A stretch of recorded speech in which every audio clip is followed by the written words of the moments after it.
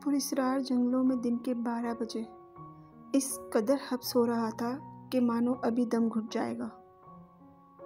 शायद कुछ देर तक आसमान पर बनती बादलों की घटाओं के बरसने का इरादा था।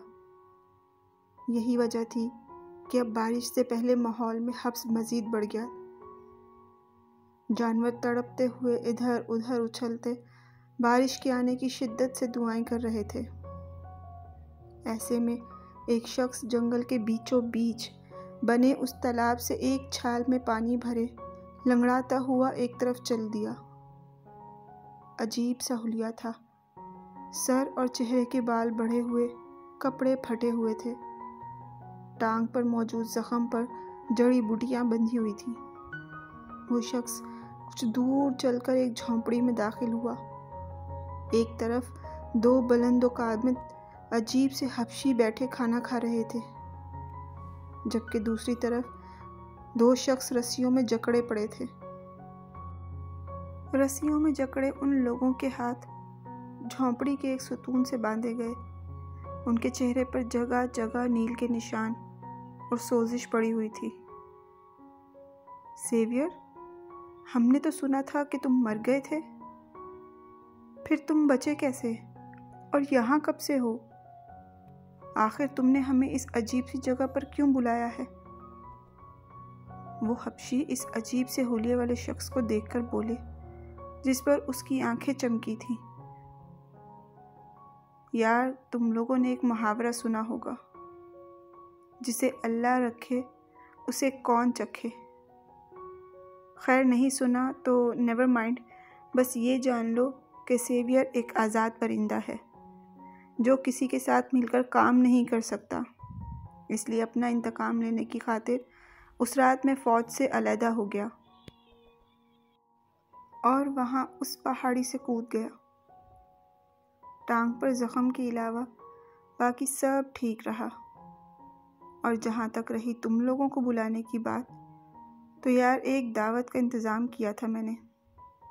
सोचा अपने ख़ास लोगों को उस पर मदऊ करूं, मगर लगता है तुम लोगों को ये सब पसंद नहीं आया। सेवियर अपने बड़े हुए बाल चेहरे से हटाते आंखों में अजीब सी चमक लिए बोला, हाँ, अगर तुम्हारा इशारा इन आदमियों की तरफ है तो यकीन करो शो बहुत मज़े का होने वाला है। वो हबशी मुस्कुराते हुए बोले।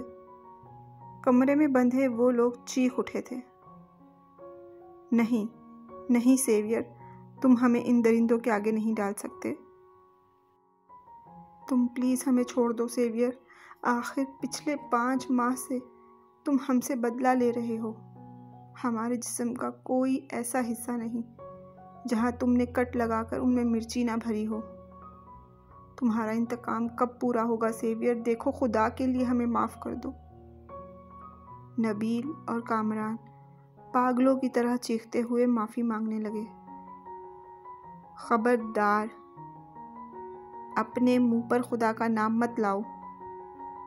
सेवियर ने कामरान के चेहरे पर थप्पड़ मारा। कमीनों, जब तुम लोग हजारों माओं की गोदें उजाड़ते थे, बहनों को बेआबरू करते थे, बच्चों का बचपन छीनते थे, तब तुम्हें खुदा का खौफ क्यों नहीं आता था? अगर मैं एक लम्हे के लिए अपने हक पे की गई ज़्यादती माफ़ भी कर दूं, तो उन सब का क्या जो आज भी इंसाफ की राह में तड़प रहे हैं?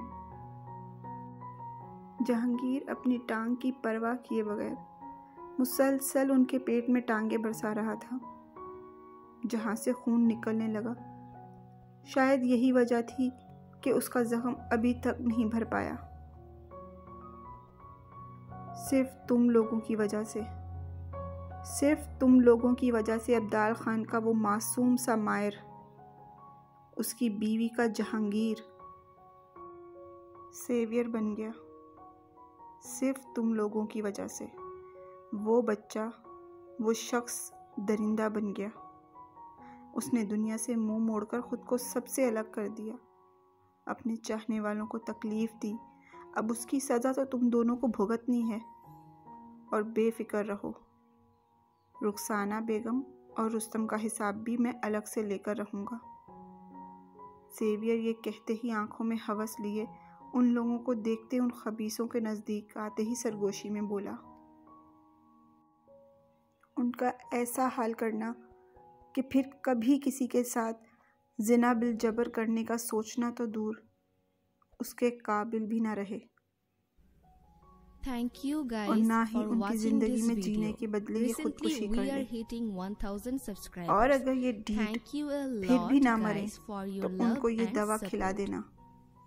ये जहर उनको धीरे धीरे तड़पा तड़पा कर मारेगी। सेवियर की आंखों में सफाकियत थी। वो इनको छोड़ते खुद वहां से निकलकर बाहर आ गया, जहां से अब सिर्फ चीखों पुकार की दर्दनाक आवाजें आ रही थी, जो बाहर की तेज बारिश के शोर में दब रही थी। सेवियर को ये बारिश खुद की रूह को सैराब करती हुई महसूस हुई। एक सुकून था जो उसके रगों पे में समा रहा था।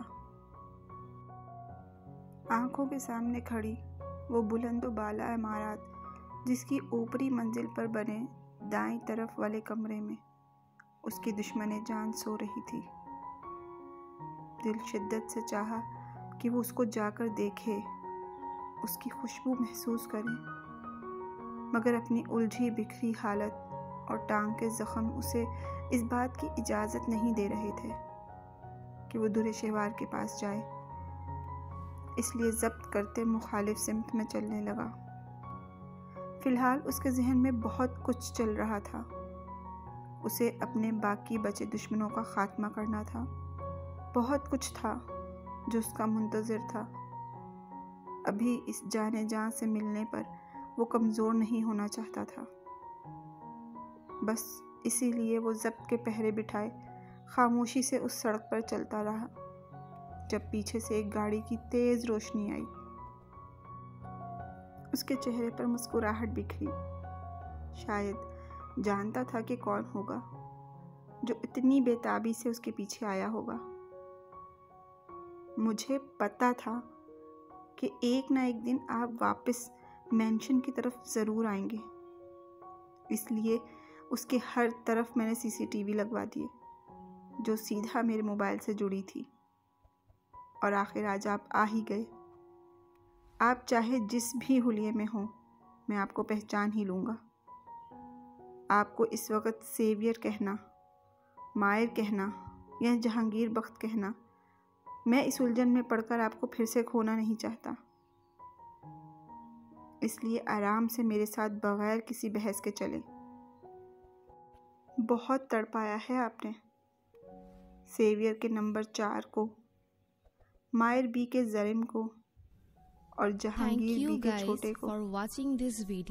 जरिम न मां के लिए तेजी से गाड़ी से निकलता हुआ उसके सामने आ खड़ा हुआ। और अगर मैं तुम्हारे साथ चलने से इनकार कर दूं तो? जहांगीर आंखों में चैलेंज लिए हुए बोला। तो फिर आप जहां जाएंगे मैं भी आपके पीछे पीछे चल दूंगा, क्योंकि जरिम मलिक दुनिया में सिर्फ जहांगीर बख्त की परछाई बनने के लिए भेजा गया है। जरिम शिद्दत पसंदी से बोला। अपने डायलॉग बंद कर छोटे। कोई कह नहीं सकता कि तू मेरा सौतेला भाई है, मगर तेरी हालत देखकर लोग तुझे मेरी रूठी हुई महबूबा कहेंगे। जहांगीर धीरे से आगे बढ़ता जरिम को गले लगाते हुए बोला। जरिम इसीलिए अपने अपार्टमेंट में आया था। वहां आते ही जहांगीर ने लंबा शावर लेते अपने असाब को पुरसुकून किया। शेव वगैरह करने के बाद वो अब इंसानों वाले हुलिये में आ चुका था। जब अपने ज़ख्म की मरहम पट्टी करते जरिम को देखकर जहांगीर एकदम कुछ याद आने पर बोला। जरिम, तुम्हारे अलावा किसी और को पता तो नहीं चला कि मैं मेंशन के बाहर आया हूँ? जहांगीर की बात का मतलब जरिम अच्छी तरह समझ रहा था, मगर जानबूझकर अनजान बनते हुए बोला। आप किसकी बात कर रहे हैं लाला? मैं समझा नहीं। जरिम की नरूठी आंखों में शरारत की चमक थी। ज़्यादा बनने की ज़रूरत नहीं है। ये बताओ कि तुम्हारी भाभी कैसी है? यकीनन मेरी गुमशुदगी की खबर सुनकर वो टूट गई होगी। आपने बिल्कुल भी अच्छा नहीं किया लाला। हमेशा मेरी भाभी माँ को एक आजमाइश से गुजार कर रखा है। मगर सच्ची कह रहा हूँ, अगर इस दफ़ा आपकी वजह से मेरी भाभी माँ या मेरे लिटिल चैम्प को कुछ हो जाता तो मैंने भी भाभी की तरह आपको कभी माफ़ नहीं करना था। ज़रीन नम आंखों से फर्स्ट एड बॉक्स बंद करते हुए उसके साथ बैठते हुए बोला, क्या हुआ है दुरे शहवार को? जहांगीर एकदम बेचैन हुआ। भाभी माँ आपके जाने के बाद खुद का ज़रा ख्याल नहीं रखती थी। लाला वो सारा दिन रोती रहती थी और दरवाजे पर नज़र रखती थी कि अब आप आएंगे और अब आप आएंगे। यहाँ तक कि उन्होंने आपकी वजह से अपनी औलाद तक को इग्नोर कर दिया, जिसने अभी सिर्फ इनकी कोख में सांस लेना शुरू किया था। जानते हैं, इस सब की वजह से वो इंतहाई बीमार हो गई थी। ये भी मुमकिन था कि वो हमारा लिटिल चैम्प खो देती, मगर फिर एक रात वो संभल गई। उन्होंने आपकी सारी तस्वीरें उतारकर लॉकर में रख दी और आपसे सख्त नाराज़ हैं वो। मैं इस दफ़ा उनके साथ हूँ लाला, क्योंकि वो हक बजानिब हैं। ज़रीन अपनी ही लय में बोले जा रहा था, जबकि जहांगीर के कानों में तो सिर्फ चंद अल्फाज बाज़गिश्त कर रहे थे। अपनी औलाद लिटिल चैम्प खो देती। लाला, क्या हुआ? ज़रीन ने गुमसुम बैठे जहांगीर का कंधा हिलाया, जिस पर जहांगीर बेयकीनी से इस्तफसार करने लगा। ज़रीन, अभी अभी तुमने क्या बताया? लिटिल चैम्प, अपनी औलाद? जी लाला, आप बाबा बनने वाले हैं। मेरा लिटिल चैम्प आने वाला है। भाभी इज़ कंसीविंग। ज़रीन अचानक याद आने पर कि जहांगीर तो कुछ जानता ही नहीं, पुरजोशी से उसे मुबारकबाद देते हुए बोला, जो अभी तक बेयकीनी और खुशी के अजीब से एहसासात में घिरा उसका चेहरा देख रहा था। फिर एकदम से बेड से उठा। कहाँ जा रहे हैं? ज़रीन उसके उठने पर घबरा कर बोला, अपनी बीवी के पास जा रहा हूँ ज़रीन। तुम ज़्यादा सास का रोल मत प्ले करना कि अभी मत जाओ ये वो। जहांगीर तरंग से बोलते हुए बाहर निकला। लाला, अगर मुझे पता होता कि आप अपने बाप बनने की खुशी पर यह पर्दापोशी ख़त्म कर देंगे तो मैंने सारे अखबारात में छपवा देना था कि जहांगीर वक्त बाप बनने वाला है। ज़रीन पीछे से शरारत से बोला। जहांगीर उसकी बात पर ध्यान दिए बगैर उसी की गाड़ी उड़ाए वापस मैंशन की तरफ बढ़ा। दिल तुझ पे मरा जो मुब्तला रहता है, कूचे में तेरे हमेशा जा रहता है। तू अगरचे न आवे ख्वाब में भी मुझ तक, मेरा तो ख्याल वा लगा रहता है। वो कई बार सेवियर के रूप में अपनी ही बीवी के कमरे में खिड़की से दाखिल हुआ। उससे बहस भी की, धमकियां भी दी, मगर फिर भी आज जो खुशी और अजीब सी एक्साइटमेंट उसे आज हो रही थी वो कुछ अलग ही थी। जहांगीर दीवार कूदते घर के अहाते में आया। छलांग लगाने से उसकी जख्मी टांग में खिंचाव आया और खून रिसने लगा, मगर उसे परवाह कैसी थी। इस वक्त रात के 10:30 बज रहे थे, इसलिए मैंशन की रोशनियां गुल नहीं हुई। जहांगीर को देखते ही पास बंधे जर्मन शेफर्ड एकदम भौंकने की गर्ज से उठे, मगर अपने मालिक का चेहरा देखते ही वो पालतू जानवरों को भी खुशी से दुम हिलाते उसके चक्कर लगाने लगे। जहांगीर ने उसकी पीठ पर प्यार से हाथ फेरा, फिर अपने कमरे की पिछली जानिब सीढ़ी की मदद से वो बैल्कनी में आया, मगर सामने दुरे शहवार को देखते ही ठटक कर वहीं रुक गया। आंखों में मोहब्बत के दिए रोशन किए वो कई महीनों की प्यास बुझाने लगा। ये कपड़े कुछ ज़्यादा ही तंग हो रहे हैं, या मैं बहुत मोटी हो रही हूँ? मोरे से कहती हूँ कल ज़रा इनको खुलवा दें। दुर्रे शहवार ड्रेसिंग टेबल के सामने खड़ी अपनी भरी भरी जिसामत को देखकर बुड़बुड़ाई। फिर अलमारी की तरफ दूसरा सेलिंग सूट निकालने के लिए बढ़ी। जहांगीर, जो इसकी बात तो ना सुन पाया था मगर उसके एक्सप्रेशन से मामला समझ गया, उसके चेहरे पर पड़ी बड़ी सी रोशन सी मुस्कुराहट फैली। बेध्यानी में जहांगीर के कपड़ों वाली साइड खोलते दुर्रे शहवार के चेहरे पर यासियत बिखर गई। आंखें नम हुई थीं। दूसरी तरफ जहांगीर के चेहरे की मुस्कुराहट भी लम्हों में गायब हुई। आंखों में नदामत उतर आई। बेबी, आपके डैडी बहुत जालिम है, मगर आपकी मामा को फिर भी आपके डैडी से इश्क है। वो चाहने के बावजूद भी उनसे नफरत नहीं कर पाती। दुर्रे शहवार इन कपड़ों को चेहरे के करीब करते जहांगीर की खुशबुओं को खुद में उतारते हुए बुड़बुड़ाई, यूं जैसे वो इन खुशबुओं को अपनी सांसों में हमेशा के लिए बसा लेना चाहती हो। दुर्रे शहवार का हर एक अमल जहांगीर को नदामत की इंतहा गहराइयों में लेकर जा रहा था। Thank you a lot guys for your उसकी love सब and आंखें support. उसकी तकलीफ को महसूस करते हुए नम हुई। पहली बार एहसास हुआ कि वो इस प्यारी सी लड़की के हक में कहीं ना कहीं ज्यादती कर गया है। खुद पर गुस्सा बढ़ रहा था कि क्यों वो इस मनमोहनी सी लड़की को हर बार तकलीफ देता रहा। दूसरी तरफ कमरे में मौजूद दुर्रे शहवार जाने क्या सोचकर जहांगीर का स्लीपिंग सूट उतार कर वॉशरूम की जाने बढ़ी। और कुछ देर बाद वो जब बाहर निकली तो जहांगीर को वो अपने कपड़ों में दुनिया की सबसे खूबसूरत औरतों में से खूबसूरत तरीन लगी। दुर्रे शहवार ने अचानक किसी एहसास के तहत बैल्कनी के उस ग्लास डोर की तरफ देखा जिस पर जहांगीर फुर्ती से पीछे हटा। दुर्रे शहवार धीरे धीरे कदम उठाती बैल्कनी की जानिब आई।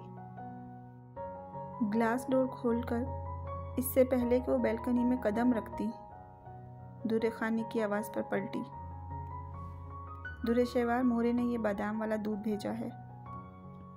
दुर्रे शहवार उसकी तरफ जाते वापस मुंह बसूर कर बोली, क्या यार, मुझे लगता है मोरे मुझे खिला खिला कर गोलगप्पा बना देंगी।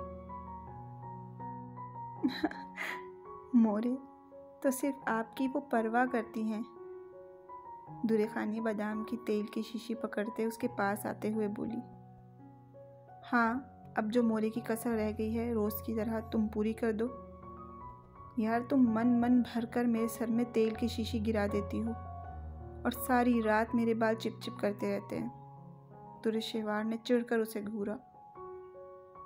तुम फजूल बहस मत करो, हम बड़े हैं और जानते हैं कि इस हालत में तुम्हें किस चीज़ की ज़रूरत है, इसलिए चुप करो। दुर्रे खानी ने बड़े होने का रोब डाला। कह तो ऐसे रही हो जैसे तुम्हारे कोई 3-4 सालों का एक्सपीरियंस हो। दुर्रे शहवार शरारत से बोली, जिस पर दुर्रे खानी झीम कर बोली, शट अप, हम तुमसे 1 साल पहले दुनिया में आए हैं और बस इन सब के लिए यही काफ़ी है। खैर, वैसे आज तुमने लाला की शर्ट पहनी है, लग रहा है कि तुम उनको माफ़ करने का इरादा किए बैठी हो। दुर्रे खानी बात को बदलने की खातिर बोली, बिल्कुल भी नहीं, ये तो बस मैंने अपने बेबी को उसके डैडी का एहसास दिलवाने के लिए पहनी है, वरना मैं उनसे सख्त नाराज़ हूँ और अब अगर वो मेरे सामने आ जाएं तो उन्हें कभी माफ़ नहीं करूँगी। दुर्रे शहवार सख्त नाराज़गी से बोली, जिस पर दुर्रे खानी ने मज़ीद कुछ नहीं कहा क्योंकि अक्सर फिर इस गुफ्तगू का एहतमाम दुर्रे शहवार की तबीयत ख़राबी पर होता है। जबकि बैल्कनी में ग्लास डोर खुलने की वजह से आती हुई बातों की आवाज़ सुनते ही एक कोने में खड़े जहांगीर के दिल की धड़कन दुर्रे शहवार की नाराज़गी पर चंद लम्हे के लिए रुकी थी। बेगम, मेरा वादा है कि मैं बहुत जल्द तुम्हें मना लूँगा, मगर इससे पहले मेरे माजी की हर उस चीज़ को जड़ से ख़त्म करके आऊँगा जो आज तक मेरी और तुमसे दूरी की वजह रहा है। बहुत जल्द लौटूंगा बेगम। जहांगीर एक नए अज़्म के साथ वहाँ से निकला।